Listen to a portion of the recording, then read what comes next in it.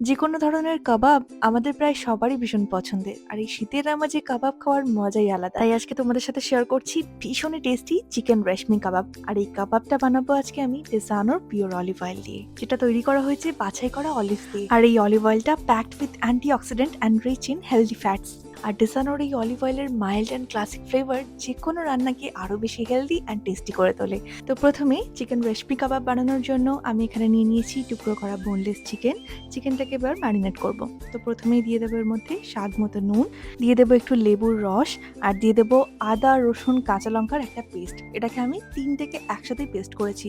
যেহেতু রেশমি কাবাব হোয়াইট কালারের হয়, তো এখানে আমি কোনো রকমের গুঁড়ো লঙ্কা ইউজ করব না।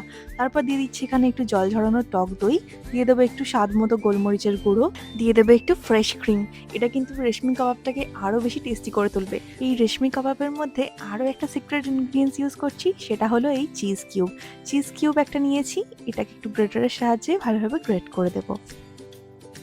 তারপর এর মধ্যে দিয়ে দিচ্ছি আমি 2 চামচের মতো একটু কর্নফ্লাওয়ার, আর দিয়ে দেবো এর মধ্যে সামান্য একটু এলাচের গুঁড়ো, যেটা এর ফ্লেভারটাকে আরও বেশি বাড়িয়ে তুলবে। আর চিকেনের এই ম্যারিনেশনের মধ্যে দিয়ে দিচ্ছি ডেসানোর পিওর অলিভ অয়েল, আর দিয়ে দেবো একটু সামান্য ধনেপাতা কুচি। তারপর ভালো করে চিকেনটাকে মাখিয়ে নেব।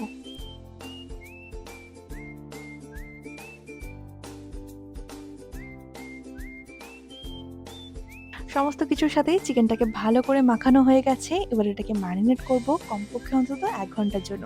যদি হাতে সময় থাকে তাহলে এটা ওভারনাইট ম্যারিনেট করলে বেশি টেস্টি হবে। তো আমি এখানে ম্যারিনেট করে নিয়েছি 1 ঘন্টার জন্য। এবার চিকেনটাকে একটু ভালো করে মিক্স করে নিচ্ছি।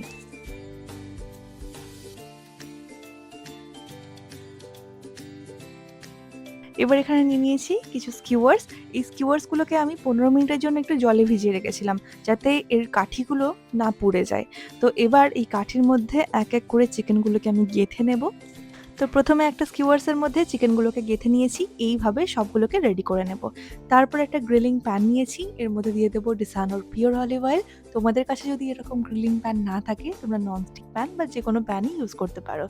এবার এর মধ্যে চিকেনগুলোকে দিয়ে একদম লো টু মিডিয়াম ফ্লেমে চিকেনগুলোকে রোস্ট করে নেব। একটু সময় ধরে রোস্ট করলে চিকেনগুলো খুব ভালোভাবে কুক হবে।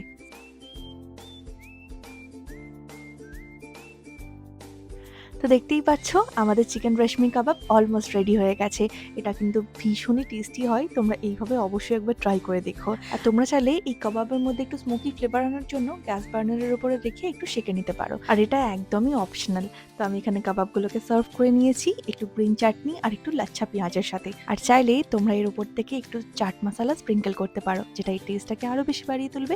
আর না হলে এটা এমনিতেও খাওয়া যায়, সেটাও ভীষণই টেস্টি লাগে। তো আমি এখানে কাবাবগুলোকে স্কিউয়ার্স থেকে বার করে নিচ্ছি। তো কেমন লাগলো আজকের এই টেস্টি চিকেন রেশমি কাবাবের রেসিপিটা আমাকে অবশ্যই জানিও। আর ডিসানোর এই পিওর অলিভ অয়েলটা তোমরা ইজিলি অ্যামাজনে অ্যাভেলেবেল পেয়ে যাবে। তাই যদি বাই করতে চাও, আমি ডেসক্রিপশন বক্সে লিঙ্ক অ্যাড করে দিলাম। আজ তাহলে এইটুকুই। টাটা।